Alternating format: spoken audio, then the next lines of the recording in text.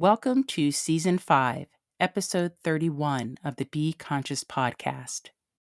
Today, I am joined by Arnaud St Paul, the author of the Book, who joins us while cruising on the Nile River in Egypt. I am so curious to have Arnaud tell us what it means to bring about harmony, both inside and out, and what he is doing to change the world for the better. Here we go.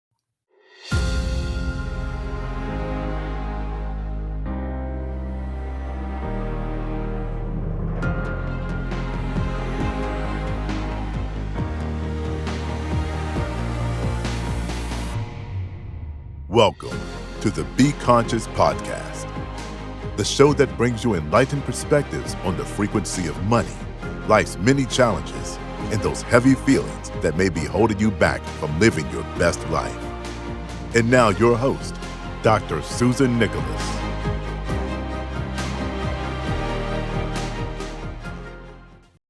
Philanthropist and social impact entrepreneur Arnaud St. Paul has been an award-winning software and finance entrepreneur for more than 20 years. Interestingly, Arnaud experienced his conscious awakening at the tender age of 13 and has since been traveling throughout the world studying various religions and philosophies in what he calls his relentless quest to understand himself. Arnaud's life purpose is now to open billions of hearts by helping them to find harmony, both inside and out. Arnaud, welcome to the Be Conscious podcast. Thank you for having me. You have a very interesting background, and you have written a very beautiful book, which we'll speak about a little bit later. But one of the things that really intrigued me about your bio was that you experienced an awakening at the age of 13. Can you help us understand what that experience was for you? What was your awakening experience? And what was life for 13-year-old Arnaud? Thank you so much for the question. I guess this is the moment where I started to believe more the truth that I held within, more than the truth that were offered to me in the world, right? Outside of my presence. Let's put it that way.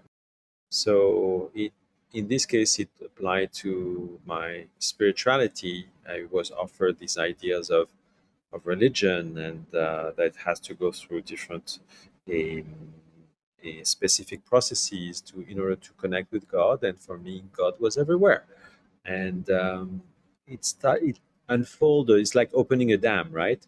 And so became evident many things that felt true to me, and which I would be discovering a few years afterwards in different books, like the Bible, the Bhagavad Gita, or the Kabbalah, or the Quran.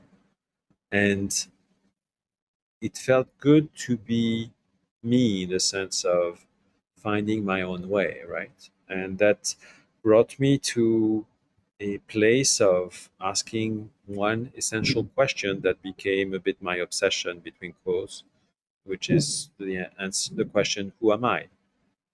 And that drove me to this day to find ways to answer that question, and went through the different religions, the different philosophies, the different practices that existed in the world, and trying to solve the puzzle of consciousness and how it's having this human experience that I was living, right? And throughout all that, I was conducting, a professional life in technology and finance, and at the same time, helping people to grow and be reborn to themselves, as I was starting to apply the different aspects that I had learned. And in that same time, in the past 30 years, came together charts and drawings and ways for me, simple ways for me to help me understand again this experience of mine and the ones that I would witness in the different people that I was helping, and and also poems, because I believe this is the if we go into acquiring knowledge, we're missing the point. It's all about the experience. And if Mm. I am able to offer you an experience that helps you to switch, to find another way of expressing yourself, of experiencing yourself, then all the better, right? Mm. Yes, I completely agree with you. And we're going to talk a little bit about the quest for knowledge versus the quest for self. But before that I get into that, can you put some context around that 13-year-old boy who was asking the big question? I just think back to my 13-year-old girl self, Hmm. and I suspect the last thing that I was interested in was my spirituality when I'm navigating junior high school and boys and puberty and family and, just beginning to start discover my physical self, like my physical life. So can you take us a little more intimately into who you were? Like Right. Yeah. how did you grow up? Were you in a spiritual family? Was there something Mm, particularly going on around you that you began to ask the big question? Nothing specific in my family. I mean, my family was, a normal Catholic family, I guess. No, but it's more, to give you a context. At 11, I started coding. At the time, it was kind of new, right? Computers were barely invented, and and I was an introverted child, most likely. So I had the time to ask myself questions. And most likely I had already an inclination towards, deep questions more than superficial ones. So in my little world, it was easy for me, and I was not really concerned by anything physical or. And also, I lived in Europe. I live in France, so we have most likely a very different approach to high school and these kind of environments. So yeah, within the scope of my introvertedness and my occupations, it was easy for me to look at these kind of things. And I was also fortunate to have an environment that would enable me to ask myself the questions, in the sense of, okay, so my parents would wanted to impose me these religious activities, and so it could become evident for me that it was not for me, and I had the value maybe of saying no, right? And that's what's led me to my path. So I guess it's a combination of, on one side, a propensity that I was born with towards more spiritual aspects, and then the environment providing me with the excuse to activate them or to be more present to them, if that makes Mm, sense. it does.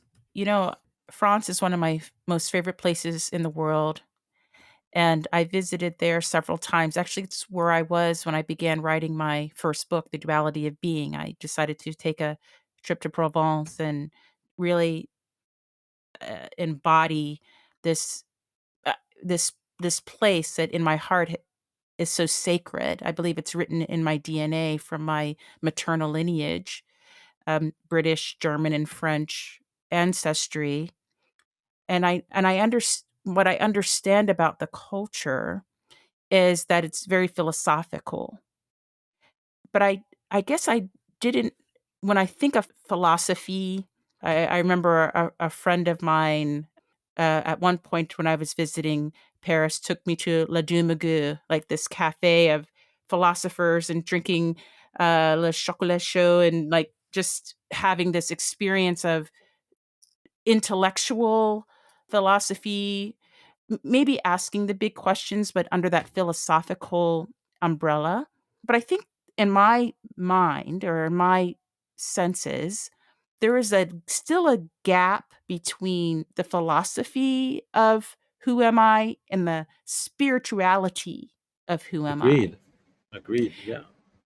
And so from your experience, I completely understand that you were in an environment that those big questions were being asked. But what was the consciousness of what was the awakening? Many of us have I would say, multidimensional experiences of awakening. It's more than a seeking of knowledge, but something shifts inside of you. Well, let me put it this way, something shifted inside of me where I began leaving outside of my body beyond really studying philosophy that marked my awakening moment where basically your latent superpowers are activated, or Mhm. the Kabbalah. So what was that experience for you? If I can explain it today with my current words, right, and my current understanding of how consciousness works, what happened was consciousness or presence is the essence of ourselves. It's the foundation. And then on top of that, we add layers of identifications. I am Arnaud, I am this physical body, I am a husband or father, or I am an entrepreneur, and I am many, many different things. And I was this, and I Mhm. was that, and I'm going to be this, and I'm going to be that. So all these things together are creating that veil related to our essence that is hiding that essence. And what Mhm. happened when I was 13 is I had that opportunity to cross that veil, to be in presence of my presence more than someone else. Not not totally and all the time, but enough for me to uh, acknowledge the truth that was emanating from it and saying this is true, and whatever is being shown to me is not. It is not my truth in any case, right? And Mm. so superseding reality with the reality inside myself. So for me, that's how it played out. So it's not super spectacular. It was a very simple access to myself, Mm. and Yeah, that's so what I can, the best I can do for now. I think having experienced what many would call a crisis awakening, or that dark night of the soul experience, I would say I don't wish it on anyone, having to die, if you will, to go on living. Hmm. But that was certainly my experience into awakening, and it was very abrupt, like very, Yeah. very abrupt. Um, that it and confusing and all of those types of things. Hmm. But this gentle awareness from childhood is maybe something that I'm not as familiar with. I would say, as a child, I recall sensing my inner self, but never having any sort of language around that veil, or piercing the veil into consciousness. I didn't even know the word consciousness. I mean, I know it has a definition, but for me, I have The evolved into validity. the understanding of that it's, yeah, an awareness that you're more than a physical self, that you're infinitely Hmm. more than that. And in Hmm. fact, that reality is a concept far beyond our physical world, Hmm. and that it is very experiential. Like, it's something Hmm. that one must experience, just like life itself. It must be experienced. I just imagine that if you're an awakened child, how did your relationships play out? I mean, I imagine you thought most people around you to be very immature and asleep. I'm just wondering how did your young life play out? Were you more serious person? Um, were you able to have what people would call fun as a kid? Or were things different for you because you had this type of awareness? I mean, I have very little memory of anything really in my past anyway. But from what I can gather, as I mentioned, I was introverted, so I was not in great communications with anyone, right? But with the people that wanted to approach me, then, it was an open bar to discussions, let's put it that way. And was I fun and the extroverted of the town or the school? Definitely not. Um, was I serious? Probably, maybe not. I don't know. Frankly, I have difficulties to remember, so I wouldn't be able to tell you much about that. I'm more aware of what is now than what happened then, or any other Mhm. age for that matter. I understand. Well, can you help us bridge the gap between this aware child, this introverted 13-year-old boy who came into, I would say, maturity Yes. consciously, and Uh-huh. how is it from this substrate of awareness that you touched a little bit on coding, but how did you get into software and finance? What was the impetus for doing that type of secular technical work versus, I don't know, I would say spiritual work? But when you are in this world, you don't necessarily understand all the different aspects of it, and you also follow what is expected of you or what seems to be easier, I guess, or more accepted in any case. So I wasn't sure at the time, and even in my young adulthood, uh, of that spiritual aspect and if it meant something that could be understood by others. So it was a personal a thinking, but not necessarily something that could become a professional activity. It's only when I went into my 30s, if I remember correctly, that I started to open center and help other people in their own journey. So the coding that I was doing at home as a teenager was, something easy for me. And then I got into finance by accident and stayed a few years, but went back to technology very quickly. And then it's just, you know what happened with the internet and everything. So I won't tell you the story.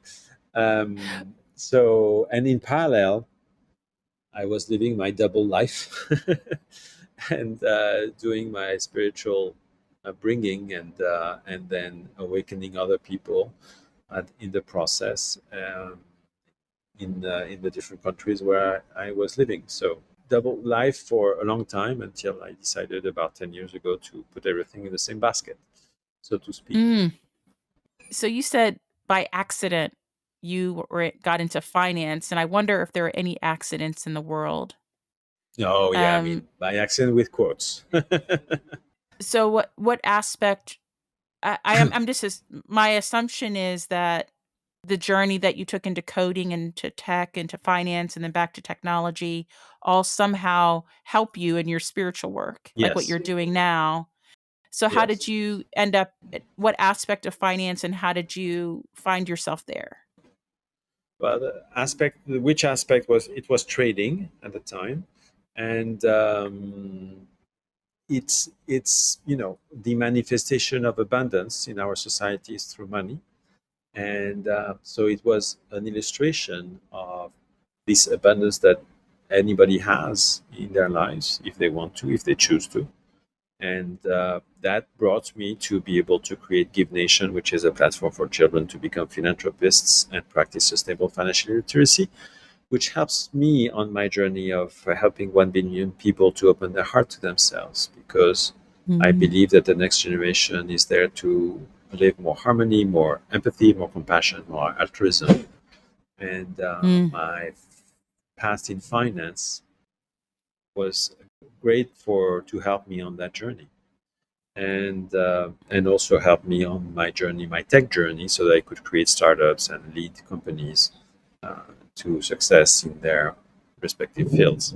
So yeah, and it was not something that was done by design, but happens to be an amazing opportunity for me, and to be able to touch in my reality what abundance meant, right? In mhm. the financial markets in that case. So you and I have similar paths in this way, where even though I don't consider myself asking the big questions as a teenager, I certainly began asking the big questions. My journey also took me into clinical medicine, to do a career that I felt would bring Uh-huh. prosperity and abundance and honor, an honorable profession that was important to me for reasons of my past, my ancestral past. And I also recognized that money was an impediment, if you will, for many people, particularly people who are on artistic, spiritual paths of introspection, of expression of the entire self, that it doesn't always fit squarely into the money construct, where it's about, doing a job or a task repetitively, working for someone else, collecting a paycheck, and building a retirement nest egg, those types of things. That individuals that are conscious, they don't fit well into those rigid structures. Yet we have to survive the third dimension. And money, as you and I both know, are related to you. Like we have an intimate connection with, I believe, this energy of money, the a powerful force that we call our money. And I think for most of us, it's about dollars and cents or euros or, whatever your currency is. It's all about that. It's about that physical manifestation of wealth, of abundance. But I believe also that as we become more aware, we recognize that this energy of money is far greater reaching and expansive than simply just the dollars and cents. It's about the entire continuum of wealth. And I speak about this to really encompass all of it. It's our relationships, our connections and collaborations, our partnerships. It's our business ideas, it's our creativity, our fulfillment, our health, and really importantly, having autonomy over the resource that is our time, having autonomy to decide how we spend our precious time on the planet. I also found myself in finance doing healthcare equities and being an entrepreneur trying to raise money, like literally raise to create wealth so I could actually do this work. So I could be a writer and a speaker and a creator of conscious content. And so I think many of us take that journey and they're not good or bad, they're skills, as you pointed out, that we obtain that are enablers to do, I would say, what we really are on the planet to do, what's really our purpose or our soul. Maybe purpose isn't a great word, but what really opens our soul, expands our consciousness, our awareness about our entire existence. And so I wanted to get a little bit into your book, the book, beautiful title. And I want to take a little bit of a break. And then when we come back, I want you to tell us about how this book came to you. Stay with us.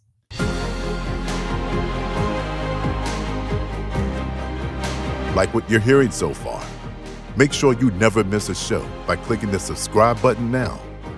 How would you describe your relationship with money?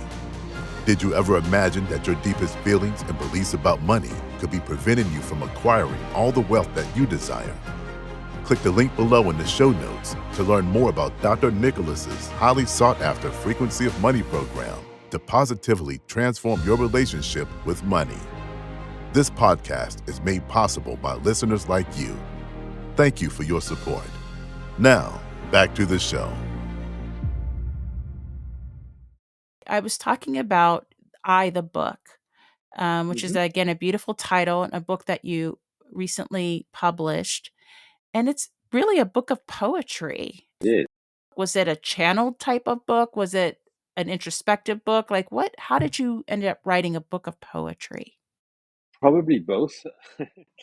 The reason why I wrote each of these poems was it was a way for me to understand the journey on which I am. Again, the same thing. So, looking to live each moment to the best of my ability, looking to explore one facet or another of me and maybe understand what it meant to be, I don't know, to have wisdom, or what is buoyancy, and what is trust, or even love, or being. What does that mean? Not only from the human self standpoint, but also from the higher self standpoint. And uh, that it was my own language to have the experience of me in a new way, right? And it became a together, these 66 poems are pathways to find more alignment, more harmony with ourselves. And so, also because I believe that, as I mentioned earlier, I think uh, if it is for me to collect data, I will lose myself into the data. If it is for me to touch upon different points of what could be an experience, then I would use poems in this case to be able to transmit it and to talk to myself. And these poems were coming on their own, right? I had to write them down, and a bit like the drawings that I had in my Heartful method that have been created in the past 30 years. It's just something that was indeed channeled for me to have a better understanding of life in that specific aspect, in this specific facet. And that became that journey of I towards itself, that we are all on such a journey, whether we are an amazing executive or an amazing wife or anything really. We are all on the same journey. And uh, and so what does that mean? How is it that this I of ours is evolving across time? It's changing its definition. It is exploring itself. It is transforming itself, or reborn, having rebirth of itself throughout every moment of life. And what is it, that destination of ours? Where are we heading? And so that's a bit the role of this book, I, that came about at the end of last year, to provide such tools so that you can explore facets of yourselves as well, and accelerate potentially your your access to your heart's vision. So how can you align faster to your heart vision? How can you get onto that direct path towards yourself? Mm. Now, do you have a favorite poem that you would like to Whew. share with us from your book? Let's see. I love one that is presence. So there are two parts in that book. New Alchemy is one, which is a redefinition of certain words that felt important for me. And another Mhm. one is from I to self, which is the description of the journey of I towards itself, from Okay. the self perspective or from the I perspective. So when, if you are really in connection with the words and what it evokes in you, it's can be a very interesting journey. So I can only obviously recommend it, but Mhm. it is also a tool that I use with the people that work with me. So more often than not. So Well, you want me to read Presence? sure, I would love to hear what resonates most highly with you, please. Okay, so Presence. Scattered amongst shadows, I exist. Forgotten core across the shores, I find. Past, present, future. Elusive stories. The only time is now. Still is thy peace. Joyful is thy bliss. All that can be is. All that I want to be can be. Amidst the change, among the flow, I is eternal presence of itself. Mm. Yeah, Yeah, the poems are extraordinary and beautiful and very, very, very touching. Um, it reminds me of, proverbs or poems that touch the soul when the soul is ready. Can I share with yeah. you one of my favorites from Yes, your please. book? Okay. I really love the one that's called Arise. And I'll read it for our listeners. Please. Arise. From the apparent unknown, I arises. From the elusive fog of beliefs, I arise. From the chaotic version of itself, I chooses, becomes, and arises. Towards its chosen vision, I arose. Into a clear path toward itself, I chose. To the completion of all it can be, I embraced, love, rose. Step into your magnificence, choose joy and majesty. Even with a tad of petulance, it is for you at last to be. Rejoice, enjoy, arise. Discover all that you are to be, for it is your gift to rise infinitely. I've got the chill. You know, that is so beautiful. I feel like it encompasses this journey, what I call of introspection. Mm. I believe that in the early years of our life, before when the veil is still opaque, and we believe all that is around us is all that is, when we are Mhm. conditioned and programmed to believe that what I see is all that is, we embark upon an external journey of validation. Mhm. We go about basically trying to succeed in the programs of which we are born, into the families, the cultures, the societies, into the systems that we were born into. We aim to be successful inside of it. And then there is a time, I believe, if it is intended for us to awaken in this lifetime, that a shift occurs and Mhm. we begin the journey within, the introspective journey, for the only validation that has any credibility is self validation, of knowing the true power of yourself.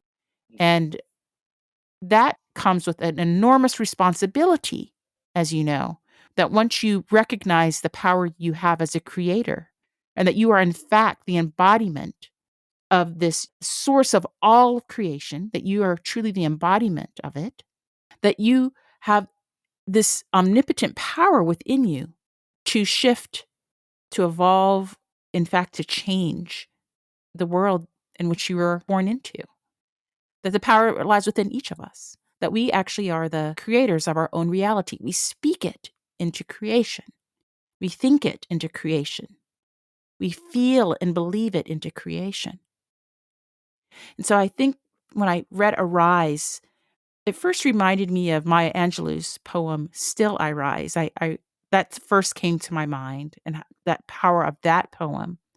But this goes even, I would say, deeper into the self of that realization that you are far more than this physical being, the facade that thinks it is I am, that you are truly Indeed. there's this, I would say, this interplay of essence and form, this duality, this conformity that we're always kind of touching and tapping into. It's a dismantling of all of the constructs, the dismantling of all the systems, the programs, the conditions, and coming back to the essence of being. And that this is an infinite journey. Like, we are not finished. We are never finished. And when we are born into this universe, if you will, we are born into it for a very, very long time. And that each incarnation or each embodiment that we take is another opportunity to arise. Some will call it making the ascension. And I believe that's what we are all doing. If we are up to the task of it, if we are up to the enormity of taking responsibility of what you are creating in the world. I want to thank you for this beautiful contribution to humanity. Please. The Oh, book. thank you. You said it very eloquently. Thank you so much for explaining it very well. And yeah, it's this is really the come and go between these two poles of ourselves, the self and the I, to which we can be present in both Mm-hmm. cases. And it's obviously our choice, right? And we can stick to the I. It's not a problem at all. But then again, there is more within There's infinitely ourselves. more. Yes. There's infinitely more. There is that heart that is so beautiful and so infinite, as you said, that I can be present to as well. So Mm-hmm. it's in the end, we're ending towards a I am instead of Mm-hmm. one only. Mm. And it is that presence of that Arnaud that is having this human experience. And there is that I that is infinite, yes, and conditional, definitely, and defined as well. Well, Arnaud, Mm, before we conclude this podcast, I think it's been wonderful having you as a guest. thank I, you. I wanted to touch just on one more topic that you and I spoke about, and that is the idea of educating or the intellectual pursuit of consciousness versus the experiential experience Yes. of consciousness. My thoughts are that if I'm so intellectually pursuing something that is not physical, and there are not physical measures that we have on this planet right now to measure consciousness, if you will. But if I'm in the pursuit of the measurement of it, or the data of it, or the numbers of it, or the proof of it, or the evidence of it, then it takes me further and further away from the experience of it. And I think for some individuals who are not yet awakened, they feel that they need it, like the ego, the I of them that thinks and learns, that part of them feels like they need proof. They need proof that they are more than their physical self. They need proof of chemical neurosignals and etc. to prove to themselves that consciousness is. Where those of us that experience it, to me, it's like the experience of love. That there's no data or numbers or graphs or charts to prove that you love, or that you are in love, or that you have loved, or that you are loved. You just know that you are. And that it takes us away from experiencing it if we have to quantify it or qualify what it means to love or to be loved. And so I want to get your thoughts on maybe what can we espouse to those, maybe consciousness, the experience isn't for them. Like, and I don't want to make it a us and them, but the idea is that some people will, maybe due to their soul contract, they are not going to wake up and experience consciousness as you and I have perhaps. They're going to pursue the data, and that is part of their journey. That is how they process this life. What type of thoughts do you have on hmm, is this just how it is? Like those that feel that they have to learn it, or have to study it, or have to test it, or measure it, or prove it, that is just their journey and we let them have their journey? Or is this us that experience it? Do we help them by letting them try to test us and do such things? I'm just wondering how to bridge both of those things. Gives me pause. And I would love to know your thoughts on it. First thought that I have is, who is I to presume of another I's reality, right? So we cannot know. It is there, the person you're describing there seems to be ensconced in that ego mind that is looking for validation in the outer world for them to actually believe in its own existence. Mhm. Um, and that's okay.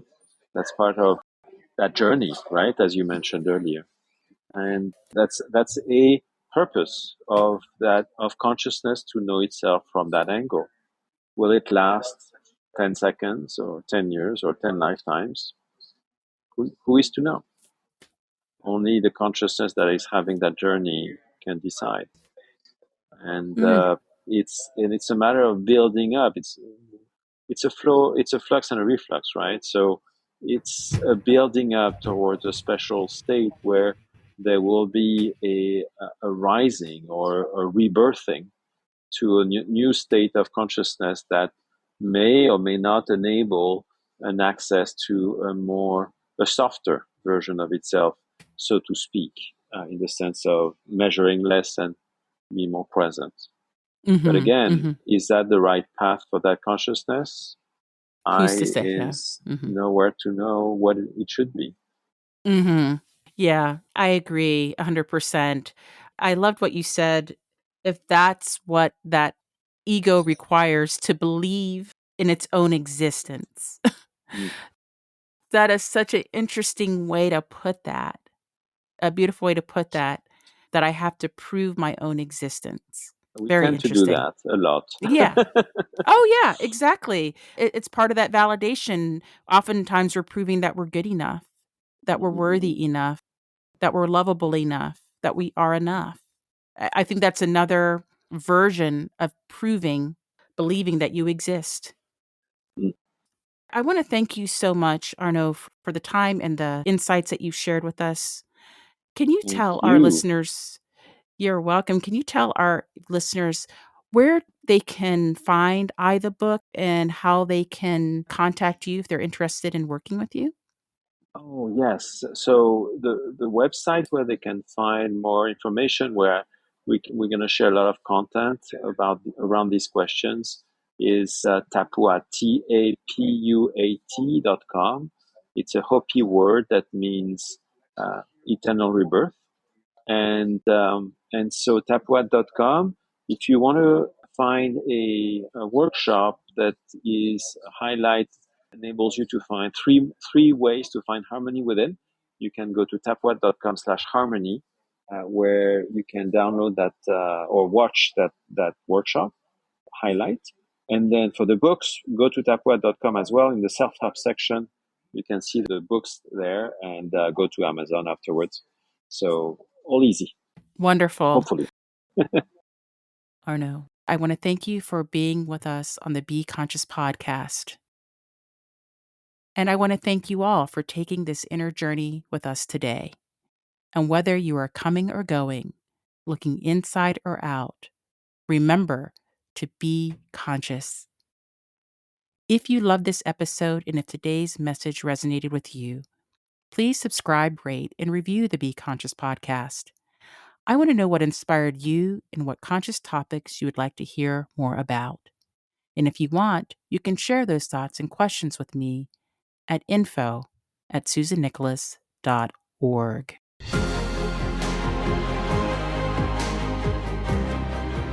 Thanks for listening to the Be Conscious podcast with author, TEDx international speaker, and conscious coach, Dr. Susan Nicholas. Be sure to connect with her to stay up to date with her latest news and works. Learn more about her conscious speaking platform at susannicholas.org/speaking. Stay tuned for the next thought-provoking episode. And whether you are coming or going, looking inside or out, remember to be conscious.